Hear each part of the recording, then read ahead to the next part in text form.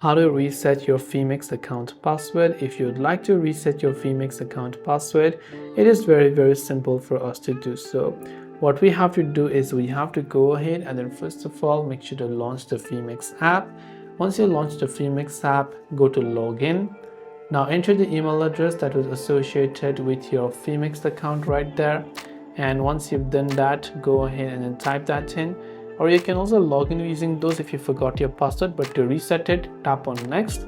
Now if you had remembered your password, you'd be able to log in without any issue, but since you don't remember it, you have to tap the button that says forgot password, and when you tap the forgot password button there, enter the email, tap on next. It will send a link to this email, after which whenever you verify the link, you'll be asked to choose a new password without having to remember the old one.